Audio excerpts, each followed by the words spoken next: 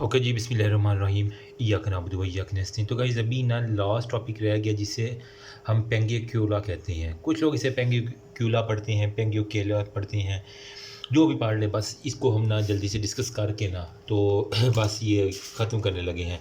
यार बहुत लंबा हो गया, कसम से मैं खुद एग्जॉस्ट हो गया इस चैप्टर से, क्योंकि ना ये इम्पोर्टेंट भी है, नो डाउट। ये चैप्टर की वेटेज भी ज़्यादा है, वाइवा ओएसपी हर तरह से इसकी वेटेज ज़्यादा है। और इंशाल्लाह मैं उम्मीद कर सकता हूँ कि जिसने अच्छे से ये लेक्चर सुने हैं ना, उसको अब डिफ़िकल्टी नहीं होगी इंशाल्लाह। तो बिना किसी समय को गवाए हम अपने लास्ट टॉपिक की तरफ बढ़ते हैं। इसके अंदर ना मैं डायग्रामेटिकली ना आपको बताता हूँ कि किस किस तरह जो जो स्ट्रक्चर्स हैं। अब आपके जहन में जो है ना एक बैक ऑफ द माइंड वो इमेज बना हुआ होगा किस तरह आई का सारा स्ट्रक्चर होता है। उसी को हम थोड़ा सा रिकॉल करते हैं और हम उसको देखते हैं क्या होता क्या है। बेसिकली पेंगिक्यूला ये क्या है? बल्बर कंजक्टाइवा के ऊपर येलिश ग्रोइश मास, बस इतनी सी बात है। ठीक है, जो आपका बल्बर है ना कंजक्टाइवा, उसके ऊपर आपकी येलिश ग्रोथ मास, पीले से रंग की कुछ आपको पट्टी सी नज़र आ जाए बल्बर कंजक्टाइवा। थोड़ा सा हम पीछे जाते हैं, हमने यूँ आई को डिस्कस किया। अभी तक कुछ लोगों को जो है ना वो आई ड्रा ही नहीं करनी आती, मतलब ड्रा से मतलब है मेरे उसको स्ट्रक्चर ही नहीं पता होता अच्छे को ना। ठीक है, तो यहाँ पे हमारा था लिम्बस, ठीक है, इंटीरियर वाला सारे का सारा था हमारे पास कॉर्निया, पीछे वाला स्क्लेरा था। इजी हो गया। ठीक है, तो यहाँ पे फिर हमने ना जो है ये यूँ करके आईलेट बना दी। ठीक है, एक यूँ नीचे वाली आईलेट ये होगी, ऊपर वाली ये होगी। अब इनके दरमियान जो रेडिश कलर का जो था ना वो हमारे पास था कंजक्टाइवा, जो आईलेट के साथ मिल रहा था उसको हम कहते हैं पैल्पेब्रल, ये फिर फोनिसल, और ये फिर हमारे पास बल्बर कंजक्टाइवा जो आई के बल्ब के साथ लग रहा होता है। सेम इसी तरह यूँ और यूँ, पैल्पेब्रल, ये बल्बर और ये फोनिकल कंजक्टाइवा। ठीक है, तो बेसिकली कंजक्टाइवा ने जो उसको आपस में करना था। यहाँ पे फिर एक छोटी सी जो है ना वो आप टीयर फिल्म बना दें जो आपकी आंसू वाली है, जो कि ड्राइनेस से हमें हमेशा के लिए बचाए रखेगी। ठीक है यार, इतना अंधेरा क्यों हुआ इधर? एनीवेज, गुजारा करना यार, बस लाइट में यहाँ पे बड़ा इशू चल रहा है एक तो। अच्छा, अब जो है ना बेसिकली हमने कहा कि बल्बर कंजक्टाइवा से मतलब ये जो आई बाल के साथ लग रहा है, यहाँ से बल्बर कंजक्टाइवा से येलिश ग्रोथ जो होती है ना वो होती है। यहाँ से सपोज करें कोई भी ना, इसको सपोज करें ये येलो रंग है, तो यहाँ से कहने को कोई भी येलिश ग्रोथ जो है ना वो आएगी, जिसे हम पेंगिक्यूला कहेंगे। झूले की तरह, मतलब कोई पीले रंग का झूला कर लें उसे पेंगिक्यूला नाम याद रखने की, मैंने ये निमोनिक बनाया था। अच्छा, ये है क्या? बेसिकली एक हमारे पास डीजनरेटिव कंडीशन है। इसके अंदर वही जिस तरह था ना उसके टेरिजियम के अंदर फाइब्रोवैस्कुलर कनेक्टिविटी, इसके अंदर भी ये डीजनरेटिव टिश्यू है। इसके अंदर फिर वही वजह है, एक्सेसिव ड्राइनेस हो सकती है आएगी अगर वो बंदा रहता है किसी भी ऐसे इलाके में जहाँ पे उसका जो, अब ठीक है, तो वो कोई ऐसे इलाके में रहता है जहाँ पे वो बहुत ज़्यादा हार्ड क्लाइमेट है ना। ठीक है, तो हार्ड क्लाइमेट वाले इन्वायरमेंट के अंदर ये ना मोस्टली होता है। फिर हमारे पास उसकी यूवी जो है ना वो रेडिएशन से एक्सपोजर बहुत ज़्यादा है। वो अगर हो सकता है रेडियोलॉजिस्ट हो तो अमूमन उनको आइस के प्रॉब्लम बहुत ज़्यादा होते हैं। ठीक है, तो ये था इसकी जो है ना वो थोड़ी सी। अब पैथोलॉजी के बारे में थोड़ी सी हम ब्रीफली डिस्कस कर लेते हैं। पैथोलॉजी में वो कहता है कि हमारे पास जो है ना सब एपिथेलियल कनेक्टिव टिश्यू जो है ना वो हमें शो करता है, सब एपिथेलियल जो कनेक्टिव टिश्यू है वो कहता है शो करता है डीजनरेशन। अब इसकी डीजनरेशन की वजह से हमारे पास क्या होगा, जो इओसिनोफिलिक है ना ग्रीसी ग्रेनुलर मैट्रिक्स मास, ठीक है, वो हमें आपके पास वहाँ पे आना शुरू हो जाएगा। ठीक है, इओसिनोफिलिक ग्रीजी सा मास जो था ना वो ग्रीजी मास जो कि हमारे पास जो है ना ग्रेनुलर मैट्रिक्स के साथ सारे का सारा वो होता है ना।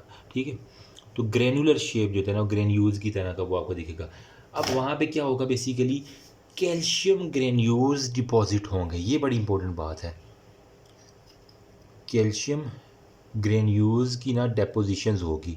अब ये कैल्शियम ग्रेन्यूल्स क्या करेंगे, ये जब वो डिपॉजिट होगे पड़े पड़े पड़े पड़े ये येलोश मास के अंदर जो है ना येलोश वाइट मास। ठीक है, कैल्शियम की अगर आपने गोली देखी है, अगर मैं आपको दिखा दूँ तो ये मेरे पास एक पड़ी भी हुई है, यस ठीक है। ये वो कैक वो ना 1000+ वाली इस तरह की जो आपकी कैल्शियम की गोली होती है, इस तरह की उसकी डब्बी होती है ना, तो देखिए ना येलोश है और वाइट है, तो यहीं से याद कर लो कि आपको कैल्शियम की डिपोजिशन की वजह से येलोश वाइट मास अब आपको इंशाल्लाह नहीं भूलेगी। मैं इसी तरह याद किया था मैंने, ठीक है। तो बस यहाँ से छोटे मोटे निमोनिक गंदे मंदे बस बना के जो है ना वो जुगाड़ लगाना होता है मैंने। तो कहाँ पे होता है? At the level of limbus, ठीक है, जहाँ पे वो ये वाला जो लिम्बस का एरिया था जहाँ पे हमने कॉर्निया और ये स्क्लेरा आपस में मिल रही है, ये लिम्बस एरिया ना, इसके राउंड बाउट जो होता है ना, यहाँ पे भी या फिर नीचे वाली साइड पे भी, यहाँ पे आपको कुछ ना कुछ दिख जाएगा, ठीक है। तो इसके लिए जो है ना हमें एज सच कोई भी ट्रीटमेंट जो है ना वो नहीं चाहिए होती, ठीक है। तो इसके लिए हमारे पास कोई भी ट्रीटमेंट ऐसा रिक्वायर्ड नहीं है, ये खुद ब खुद जो है ना ठीक हो जाता है। कभी कभार जो है ना हमें एक्सीजन करनी पड़ती है, ठीक है। एक्सीजन के लिए हम क्या करते हैं, सर्जिकली इसको पकड़ के रिमूव कर देते हैं। तो सर्जिकली रिमूवल इसका अगर ना खुद ठीक हो, बहुत लंबे अरसे से हो सकता है ना वो बंदा फैक्ट्री में ही काम किए जा रहा है या फिर सिब्बी के इलाके में या जैकबाबाद में जहाँ पे इतनी गर्मी होती है तो वहाँ पे करता रहे, तो ये सारे का सारा पेंगोकुला का हो सकता है। बस इतनी ही बात इसके बारे में पता हो तो मोर देन इनफ है, बाकी आप खुद रीड कर देंगे, जो छोटे मोटे टॉप पॉइंट्स रह जाए तो वो फिर आप कवर कर लीजिएगा। अब लास्ट पे हमारे पास है विटामिन ए के बारे में जल्दी से डिस्कस करके बस इस चैप्टर को अल्लाह के हवाले करते हैं। अच्छा, विटामिन ए बहुत इंपॉर्टेंट है। अगर मैं रिकमेंड करता हूँ कि जो स्टूडेंट्स हैं ना, इनको एनके क्यों लगी हुई हैं, ये जो हॉस्टल आइटम मोस्टली ये यार, एक तो हॉस्टल की डाइट जो है ना वैसी होती है और साथ में ये मल्टीविटामिन नहीं लेते, तो मैं मोस्टली जो है ना वो रिकमेंड करता हूँ कि कोई ना कोई मल्टीविटामिन है। ये मेरे पास सर्बेक्स ये भी मेरे पास पड़ी हुई है टेबल के ऊपर, तो ज़्यादा नहीं तो हफ्ते में 1-2 मरतबा खा ही सकती हैं ना, कितनी की देर लगती है, दोपहर के खाने के बाद एक आध गोली अगर बंदा खा ले तो चलिए, जो डेफिशिएंसी होती है वो तो कहीं ना कहीं पूरी हो जाए ना, बजाय इसके के बाद में वो एन के ऊपर ये इतनी महंगी भी नहीं होती ये गोलियाँ, लेकिन खा लेनी चाहिए बंदे को अगर कोई और प्रॉब्लम ना हो, नॉर्मली बंदा अगर वैसे ही हो ना, तो डाइट का सिर्फ इशू हो तो फिर ये बंदा खा सकता है, ठीक है। पाकिस्तान में है भी वैसे भी जो है ना वो। अच्छा, विटामिन ए जो है ना इसका दूसरा नाम होता है रेटिनोल। अब आपका बायोकेम वाला सारे का सारा जो है ना वो रिकॉल होगा। इसकी ये बेसिकली क्या है, विटामिन ए डी ई के क्या थे, फैट सोलुबल विटामिन थे, तो ये भी क्या है हमारे पास फैट सोलुबल विटामिन है, ठीक है। इसकी हमारे पास 3 फॉर्म्स जो है ना वो कह रहा होती हैं। एक हमारे पास होती है रेटिनल, फिर एक हमारे पास होती है रेटिनोल ओल अल ओल, और हमारे पास होता है रेटिनोइक एसिड, ठीक है। ये हमारे पास 3 फार्म जो है ना आपको पता होनी चाहिए।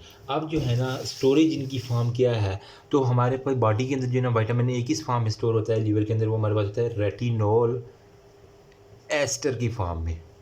जब एसिड और अल्कोहल आपस में मिलते हैं तो वो एस्टर बना देती है ना, ठीक है। तो यही है रेटिनोल एसिड एस्टर की फार्म में जो है ना ये हमारे पास वो कहता है स्टोर होगा सारे का सारा। अच्छा, फिर वो कह रहा है कि विटामिन ए एक नेसेसरी ईवल है, मतलब इसका कमी भी और ज़्यादती भी दोनों ही नुकसानदेह हैं। तो vitamin A is a necessary evil. अच्छा, इसका सोर्स बेसिकली क्या है, सोर्स इसका है एनिमल है, ठीक है। एनिमल में हमारे पास मीट आ जाता है, मिल्क आ जाता है, और फ़िश सबसे बेहतरीन सोर्स है, ठीक है। बंगालियों को बहुत कम ऐनक लगी होती है, क्या वो फ़िश बहुत ज़्यादा खाते हैं ना, इस वजह से। अच्छा, प्लांट्स में हमारे पास होता है वेजिटेबल्स होती हैं और फिर फ्रूट्स होते हैं, ठीक है। तो वहाँ पे मोस्टली जो पालक वगैरह और इस तरह की ग्रीनी वेजिटेबल, उसके अंदर आयरन के साथ साथ ये भी मिला ये होता है कहीं ना कहीं। ऑलमोस्ट सभी सब्जियों की जो है ना वो बेनिफिशियल होती है। फंक्शन क्या है इसका, बेसिकली विटामिन ए का बड़ा इंपॉर्टेंट फंक्शन है। अगर ये ना हो तो पूरी बॉडी को कंट्रोल करने वाली आई जो है ना वो ख़त्म हो जाती। तो एक तो इसका है कि विजन्स के अंदर जो है ना इसका बड़ा है। फिर जो भी बॉडी के अंदर सेलुलर डिफ्रेंशिएशन होती है, ठीक है, प्लस आपके अंदर जो ग्रोथ होती है उसके लिए ये बड़ा इंपॉर्टेंट रोल प्ले करता है विटामिन ए। दैन हमारे पास जो है ना एपिथीलियम जो है ना इसकी जो है ना वो रीजनरेशन के लिए और इसकी सेंसिस के लिए वो सारे के सारे, इसके अलावा कुछ इसके इम्यून फंक्शंस होते हैं, ठीक है। इम्यून फंक्शंस के अंदर क्या करता है, ये हमारे पास रॉड जो है ना वो रीजनरेशन करवानी होती है इसने, जो रात को दिखाई देती है ना, इसलिए नाइट ब्लाइंडनेस यही करवाता है ना। अगर रॉड्स ना होंगी, उसकी रीजनरेशन नहीं होगी तो फिर नाइट ब्लाइंडनेस तो होगी बेटा जी। तो यही वजह है कि ये नाइट विजन को इम्प्रूव करवाता है विटामिन ए। बस इतनी सी बात है। अब अगर इसकी डेफिशिएंसी हो जाए तो उसको हम क्या कहते हैं, वो डिजीज़ के साथ सारे। तो यार डेफिशिएंसी अगर हो गई ना इसकी विटामिन ए की, तो इसकी कंडीशन को हम कहते हैं ज़ीरो ऑप्थेल्मिया। ये भी आपने पढ़ा ही हुआ है। इस वजह से मैं जल्दी से बस कर रहा हूँ कि ज़ीरो ऑप्थेल्मिया मतलब ज़ीरो विजन उसको जो है ना वो होगी। फिर उसके अंदर वजह क्या क्या हो सकती है, या तो वो माल नरिश्ड है, ठीक है, लेकिन अगर वो माल नहीं है तो फिर हो सकता है कि माल अब्जॉर्प्शन वो खा तो रहा है लेकिन वो अब्जॉर्प्शन नहीं हो रही, कोई इंटेस्टाइन का प्रॉब्लम है, उसको कोई ऐसी कोरहोन डिजीज़ है या अल्सरेटिव कोलाइटिस है या इस तरह की कोई कंडीशन है, ठीक है। इंटेस्टाइन में ना 3 तरह की होती है ना, या तो उसको हो सकता है सीलिक डिजीज़ हो, ठीक है, या फिर हो सकता है उसको कोरहोन डिजीज़ हो, ठीक है, या फिर उसको होगा अल्सरेटिव जो है ना वो कोलाइटिस। अब अपनी पैथोलॉजी को या ना GIT पैथो उसको याद करो, अल्सरेटिव कोलाइटिस हो सकता है सारे का सारा, ये आपको पता हो सकता है, ठीक है।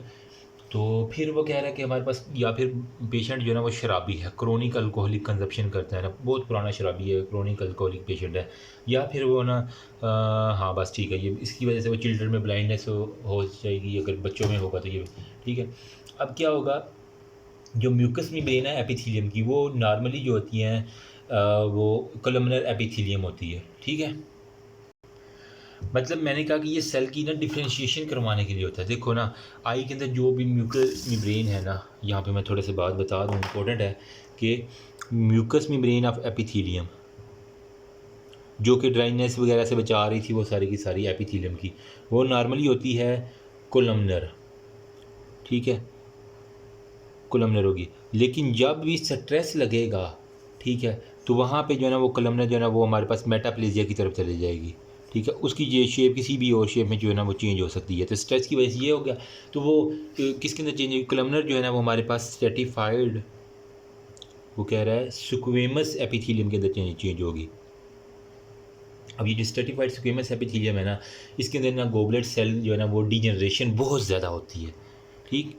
तो हमारे पास गोबलेट सेल जो है ना, गोबलेट सेल्स डीजनरेशन हद से ज़्यादा टपाटप, तो इसकी वजह से क्या होगा, आई के अंदर हमारे पास ज़ीरोथेल्मिया के केस में ड्राइनेस भी आपको दिख जाएगी पेशेंट के अंदर।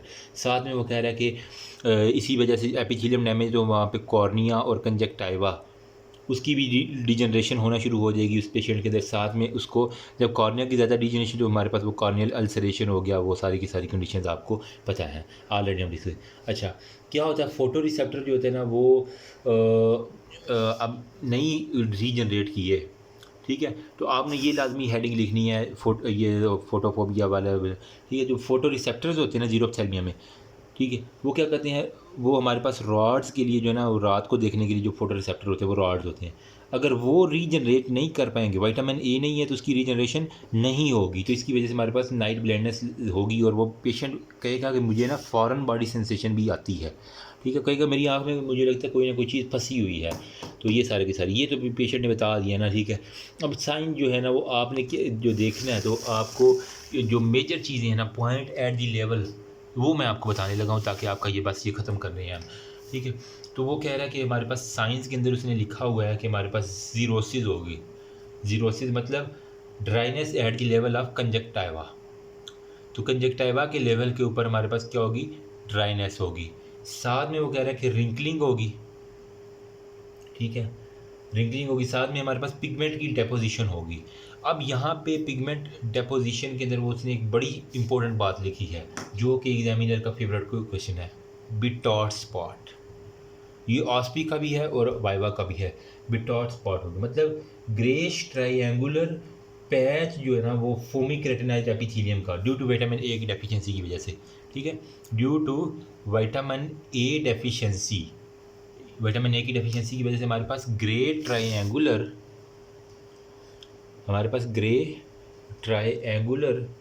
पैच जो कि फोमी नेचर होता है, फोमी केराटिनाइज्ड एपिथेलियम, ठीक है, इस तरह का बनती है, ठीक है। तो वो एक बिटॉट स्पॉट सा हमें फील हो जाता है। आप बुक के अंदर भी एक डायग्राम अपनी देख सकते हैं, बाकी मैं देखता हूँ गूगल के अंदर मुझे कोई अच्छी सी मिल गई तो मैं वो शेयर कर दूँगा। बिटॉट स्पॉट के अंदर क्या क्या चीज़ें होगी, अगर कोई पूछ ले कि बिटॉट स्पॉट की जो है ना वो आप किस तरह करेंगे, हालांकि आइज़ में तो बहुत से स्पॉट्स हैं, लेकिन बिटॉट स्पॉट के लिए जो 3 आपने बातें नहीं भूलनी वो हैं, एक है केराटिनाइज्ड एपिथेलियम होगी। आँख में हालांकि केराटिनाइज का काम नहीं है, नॉन केराटिन चीज़ें होती हैं, लेकिन ये जो है ना वो केराटिनाइज एपिथेलियम के साथ आपके पास आएगा। नंबर सेकंड पे वो कहता है कि इन्फ्लामेटरी सेल जो है ना वो बिटॉट स्पॉट के अंदर आपको दिखेंगे, इन्फ्लामेटरी सेल। और नंबर थर्ड पे हमारे पास डेब्रस, टप्पा टप, बस इन्फ्लामेटरी सेल जहाँ पे आ गए वहाँ पे शुरू हो जानी है सारी की सारी कहानी। साथ में वो कह रहा है कि हमारे पास विटामिन ए की वजह से आई के अंदर जो है ना वो वेस्कुलराइजेशन होगी, साथ में अल्सरेशन होगी, साथ में केरेटोमलेशिया भी हो जाएगा। तो ये चीज़ है, ठीक है। फिर अगर वो कह रहा है कि हमारे पास अगर कॉर्निया इन्वॉल्व हो, फिर क्या सीन होगा हमारे पास, तो थोड़ा सा जो है ना वो और हम ऊपर चले जाएंगे, पेडेंकुलेटेड लीन्स हमारे पास आना शुरू हो जाएगी, ठीक है। तो यहाँ पे मैं लिख देता हूँ, चलें यहाँ पे, इफ़ अगर कॉर्निया इन्वॉल्व हो जाए, विटामिन ए की डेफिशिएंसी इतनी सीवियर हो गई है, तो हमारे पास क्या होगी, ड्राइनेस तो होनी ही होनी है, ज़ाहिर बात है। आई के फ्रंट के ऊपर ड्राइनेस होगी, इसकी वजह से क्या होगा, पेनक्यूलेटेड लीयंस प्लस इरूजन्स होगी, ठीक है। साथ में हमारे पास क्या होगी, अल्सरेशन होगी, ठीक है। साथ में हमारे पास क्या होगी, केरेटो मलेशिया होगा। इसके अंदर पता क्या होता है केराटो मलेशिया में, बेसिकली जो कॉर्निया होता है ना उसकी मेल्टिंग होना शुरू हो जाती है, ठीक है। इंटीरियर जो है ना 1/6 है ना कॉर्निया, इसकी जो है ना वो मेल्टिंग, मतलब यूँ कह रहे हैं कि पिघलना शुरू हो जाएगा, इतना गर्म हो जाता है, पिघलना शुरू हो जाएगा। फिर वो ना लिक्विफिकेटिव नेक्रोसिस वहाँ पे स्टार्ट हो जाती है। देन क्या होगी, लिक्विफिकेटिव नेक्रोसिस। आपने वो नेक्रोसिस और अपोप्टोसिस वाला चैप्टर पैथो का पढ़ा है, तो उसके अंदर लिक्विफिकेटिव नेक्रोसिस था, तो वही नेक्रोसिस जो है ना वो आपका कॉर्निया के अंदर स्टार्ट हो जाएगी। फिर WHO ने एक क्लासिफिकेशन का चार्ट दिया हुआ है, ठीक है, उसको थोड़ा सा देख लेते हैं। उसने कहा हुआ है कि अगर यहाँ पे ना, हाँ कहाँ पे लिखूँ मैं, चलो तुम आ जाओ, तुम्हारी बारी आ गई है बेटा। अच्छा, WHO ने जो ना वो क्लासिफिकेशन चार्ट में लिखा हुआ है कि अगर तो XN होगा, ठीक है, तो लिखा हो XN, तो वो हमारे पास होगी नाइट ब्लाइंडनेस, ये कुछ साइंस देगा। अगर फिर X1A लिखा है तो फिर वो हमारे पास होगी कंजक्टाइवल जो है ना वो जीरोसिस होगी। अगर X1B लिखा है तो फिर बिटॉर्स पार्ट को ये रिप्रेजेंट कर रहा है, ठीक है। फिर अगर X2 होगा, 1A 1B दोनों 1 1 है, फिर X2 के अंदर क्या होगा, कॉर्नियल सिरोसिस होगी। फिर X3A और फिर X3B होता है, 3B और 1B, ये इनकी दो दो पार्ट्स आपको शो हो रहे हैं, ठीक है। तो 3A जो है ना वो हमारे पास कह रहा है कॉर्नियल अल्सरेशन, ठीक है। और जो है ना वो लेस देन 1/3 इन्वॉल्व है। अगर तो corneal ulceration more than 1/3 involve हो तो ये X3B होगा। फिर हमारे पास कोई है XS है जिसके अंदर स्कारिंग होती है, और XF है जिसके अंदर जो है ना वो जीरोप्थेल्मिया फंडस जो है ना वो हमारे पास इन्वॉल्व होता है। तो बस ये बुक से आप रटा लगा लेना, हो सकता है MCQ यहाँ से कहीं ना कहीं से आ जाए, ठीक है। अब डायग्नोसिस कैसे करना है, आपने टेयर फिल्म जो है ना वो ब्रेकअप टेस्ट आपने कर लेना है।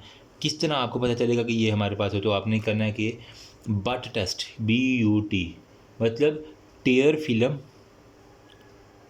ब्रेक अप टेस्ट, ठीक है। टेयर फिल्म ब्रेक अप टेस्ट ये कर लेंगे। सेकंड में आपने सीरम के अंदर, मतलब उसका जो ब्लड सीरम है ना उसके अंदर विटामिन ए देख लो, बस सिंपल सा बात है। साथ में आपने रेटिनल की जो है ना वो बाइंडिंग देखनी है, तो रेटिनल बाइंडिंग जो है ना वो थोड़ी सी लो हुई हुई होगी।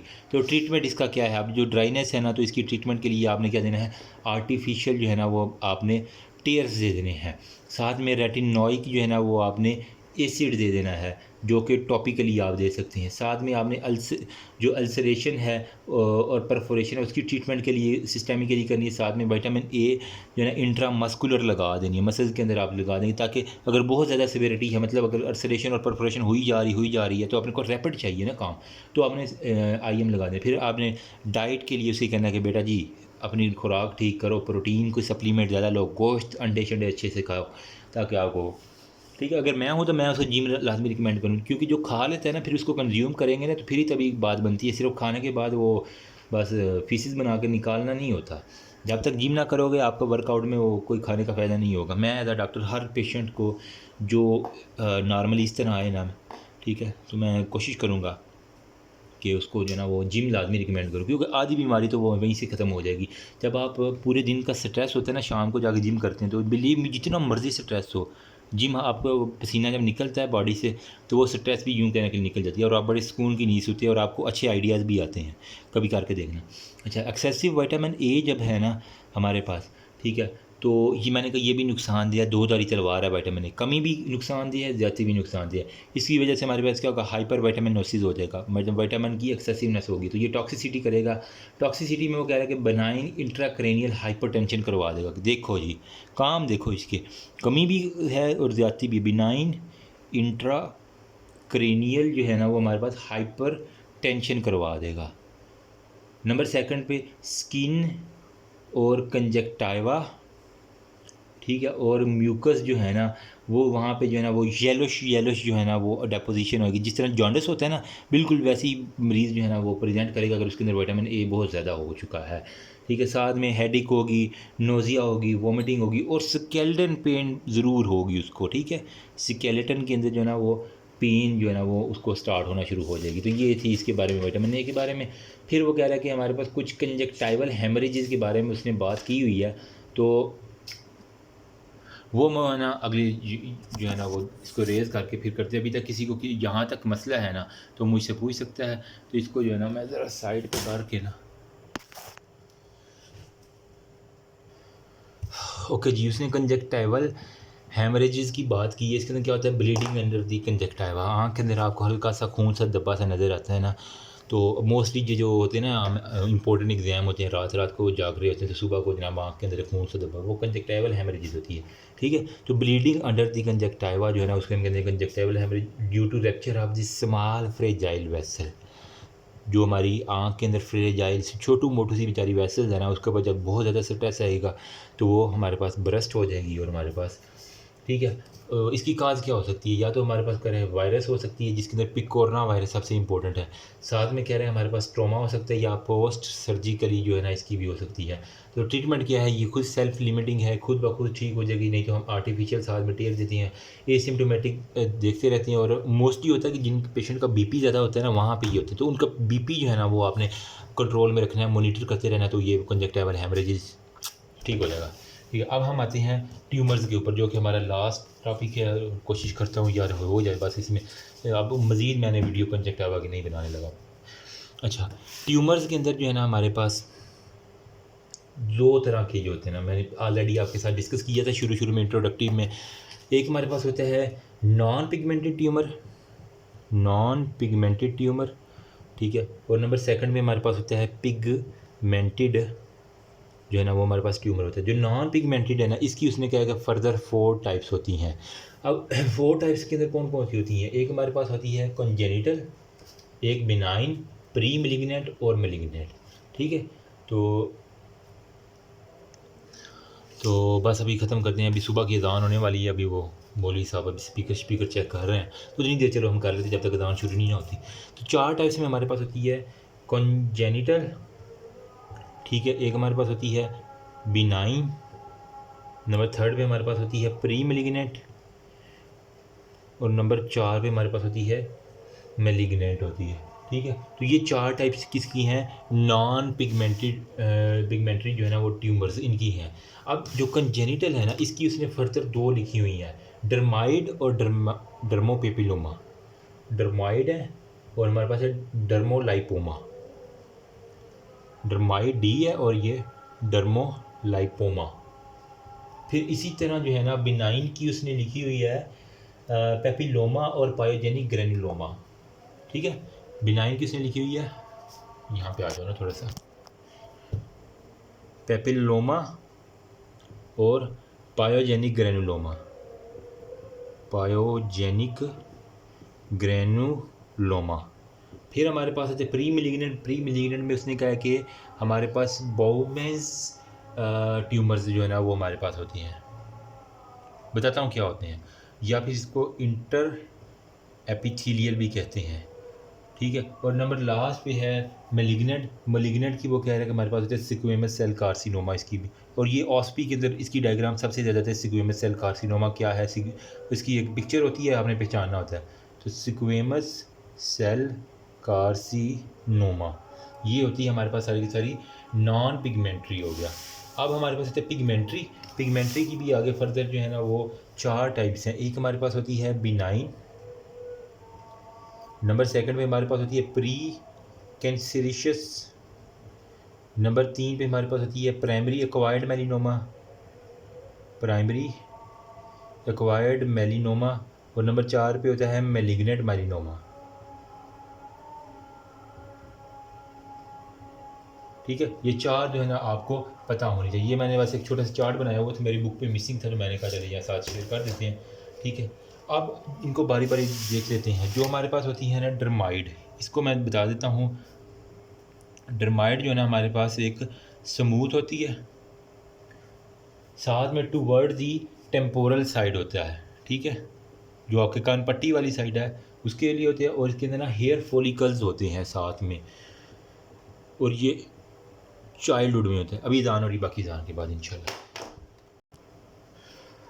ओके जी, अभी यहाँ डर्माइड सिस्ट के बारे में बता रहा था। ये एक तो बिल्कुल स्मूथ नरमो मुलायम सी होगी, साथ में जो है ना ये टेम्पोरल साइड पे होगी, और इसके अंदर ना हेयर फॉलिकल्स आपको बेसिकली दिख जाएंगे। साथ में ये चाइल्डहुड के अंदर सबसे ज़्यादा कॉमन है, ठीक है।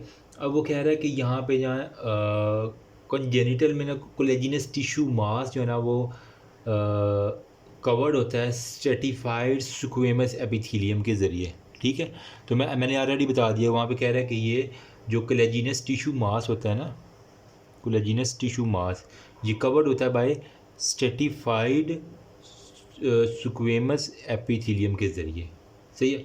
और इसकी अब ट्रीटमेंट किया है आपने, मतलब आपकी ये है ना बच्चा है ना, ठीक है, और इसकी जो है ना ये आँख है, ठीक है, तो यहाँ पे करके जो है ना वो टेम्पोरल साइड के ऊपर एक आपको स्मूथ सी जो है ना वो सिस्ट सी मिलेगी, जिसे हम कहते हैं डर्माइड सिस्ट। तो इसको हमने रिमूव कैसे करना है ये मैंने समझाने के लिए सिर्फ ये 9 साल की सरी है, कुछ और ना समझ लेना। अच्छा, ट्रीटमेंट में क्या है हमारे पास, आपने समाल जो है ना वो ऑक्सीजन करनी है। अगर बिल्कुल छोटा है तो यहाँ से पकड़ के कड़क करके काट देना बस। नहीं तो अगर लार्ज है तो केरेटोस्क्लेरोटमी भी कर सकते हैं हम, केरेटोस्क्लेरोटमी ये हमें करेंगे अगर बहुत ज़्यादा लार्ज है तो ये हमारे पास होगा। फिर नेक्स्ट में हमारा कह रहा है कि डर्मो पेपिलोमा, ठीक है, यहाँ पे जो मैंने कहा है लाइपोमा मैंने कह दिया, डर्मो पेपिलोमा है, ठीक है। डर्मो पेपिलोमा में बेसिकली क्या है, फैट जो है ना वो इसके अंदर प्रेजेंट होता है टिश्यू के अंदर, और कुछ भी नहीं है, ठीक है, बस यहाँ पे देख लो कि फैट्स होता है। फिर हमारे पास होता है पेपिलोमा। पेपिलोमा में बेसिकली क्या होता है यहाँ पे मैं समझाता हूँ। जो हमारे पास पेपिलोमा है ना ये प्री मैलिग्नेंट कंडीशन है एक तरह की, ठीक है। थर्ड वाली मैं कह रहा हूँ पेपिलोमा, ये एक किस्म की हमारे पास प्री मैलिग्नेंट कंडीशन है यंग्स के अंदर, प्री मैलिग्नेंट है क्योंकि ये मैलिग्नेंसी से पहले आ रही है ना, तो ये प्री मैलिग्नेंट कंडीशन है, और ये यंग्स प्लस चाइल्ड दोनों में हो सकता है। तो पेडेंकुलेटेड ग्रोथ आपको सीने होगी, पेडेंकुलेटेड ग्रोथ वगैरह दिखाई देगी, और स्मॉल वेसल जिन्हें हम फीडर वेसल कहते हैं ना, ठीक है, वो बस आपको दिख जाएंगी, इतना ही बात है। तो इसके अंदर जो है ना वो आपने क्या करना है, सर्जरी करनी है और क्रायोथेरेपी करनी है। क्रायोथेरेपी बेसिकली क्या होता है, वो शदीद ठंड दे के जो है ना हम इसको तोड़ते हैं, तो वो यही क्रायोथेरेपी होती है, ठीक है। तो यहाँ पे आपने ना साथ में सिमेटिडीन भी साथ में देनी होती है, ठीक है। इंटरफेरॉन वो कह रहा है कि हमारे गहमा देने हैं, साथ में हमने माइटोमाइसिन दे देनी है, साथ में हमने सिमेटिडीन दे देनी है, ताकि ये दोबारा ना हो। एक दफ़ा तो चलो हो गया, हमने इलाज कर दी, दोबारा ना हो। लास्ट में हमारे पास कह रहा है कि वो पायोजेनिक ग्रैन्युलोमा। तो पायोजेनिक ग्रैन्युलोमा बेसिकली इसके अंदर जो है ना पोस्ट ऑपरेटिव होता है, और इसके अंदर ब्लीडिंग आपको बस दिखती है और कुछ नहीं होता। पोस्ट ऑपरेटिव होता है और इसके अंदर एंड पे आपको ब्लीडिंग दिखेगी, बस यही बात है इसके अंदर। फिर वो कह रहा है कि हमारे पास जो है ना बोहमेंस मेम्ब्रेन या इंट्रा एपिथेलियल, इसके बारे में जल्दी से डिस्कस करते हैं, बस ख़त्म हो। ओके जी, हमने अभी क्या करना है, जो हमारे पास ये थी ना प्री मैलिग्नेंट वाली, अब इसके ऊपर हम पहुंच चुके हैं। बस ये जल्दी जल्दी से छोटी छोटी बातें इसके अंदर एक एक लाइन याद रख लो, बड़ी बात है। प्री मैलिग्नेंट के अंदर हमारे पास सबसे पहले क्या था, बोहमेंस मेम्ब्रेन, जो नॉन पिगमेंटरी ट्यूमर था ना इसके अंदर, ठीक है।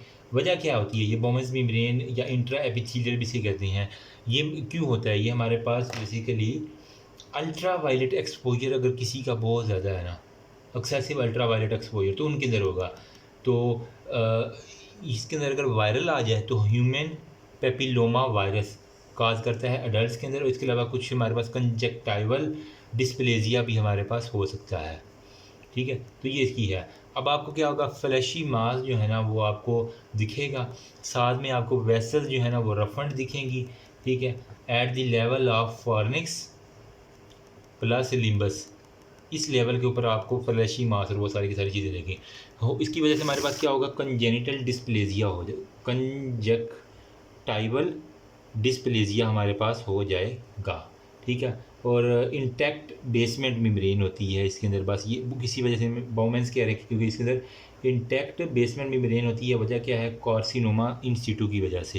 तो बेसमेंट मेम्ब्रेन इसके अंदर इंटैक्ट होगी, वजह क्या है हमारे पास, कार्सिनोमा इन साइटों की वजह से, ठीक है। अब इसका इलाज क्या है, आपने सर्जिकल एक्सीजन करनी है और क्रायोथेरेपी करके इसका इलाज कर देना है, वो कुछ भी नहीं है। Last but not least malignant का है स्क्वेमस, ठीक है। तो स्क्वेमस को मैं यहीं पे बता देता हूँ, ये एक्सेसिव पेपिलोमा मिएटिस ग्रोथ होती है इसके अंदर, एक्सेसिव पेपिलियो मिएटिस जो है ना हमारे पास ग्रोथ होती है, और ये सुपरफिशियली हमें दिख जाती है, बस और कुछ भी नहीं है इसके अंदर। अच्छा, लास्ट में हमारे पास मैलिग्नेंट्स की 2-4 बातें हम कर लेते हैं और बस हमारा ये चैप्टर अल्लाह के सुपुर्द है। शुक्र है यार, ख़त्म हो रहा है, ठीक है। अब मैलिग्नेंट की थोड़ी सी बात कर लेते हैं। मैलिग्नेंट के अंदर वो कह रहा है हमारे पास कॉन्जेनिटल नवाई जो होता है ना, इसके अंदर क्या होता है बेसिकली, उसने जो है ना मैलिग्नेंट की पहली कंडीशन लिखी हुई है एक, कॉन्जेनिटल NAYOI, इस तरह करके वाई करके स्पेलिंग। इसके अंदर क्या होता है हमारे पास मेलानिन जो है ना, इसकी डेपोजिशन होती है, ये साथ में मोबाइल होता है, और लेकिन ये हार्मफुल नहीं होता, बिनाइन ही होता है किस्म का, ठीक है।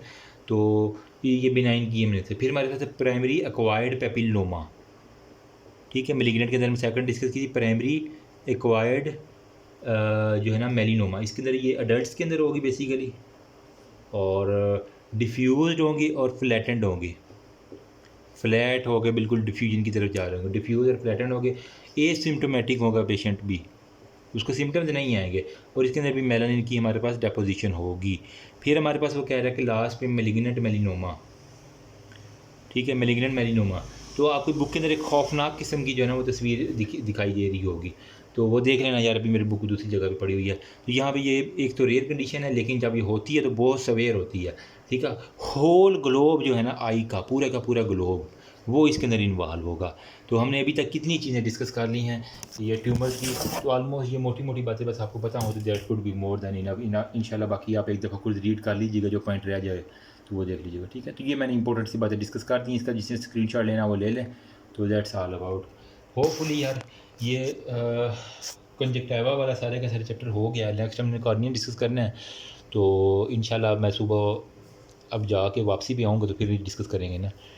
तो thank you so much, remember me also your precious prayer. लोगों को वाकई ही ज़रूरत थी आई की लेक्चर्स की, मुझे अब पता चल रहा है, तो लेकिन देर आए दुरुस्त है, तो कोशिश करूँगा कि पूरी की पूरी जो है ना वो हम जो है ना वो जल्द से जल्द ख़त्म कर लें। Thank you so much, remember me also your precious prayer. अल्लाह हाफ़िज़।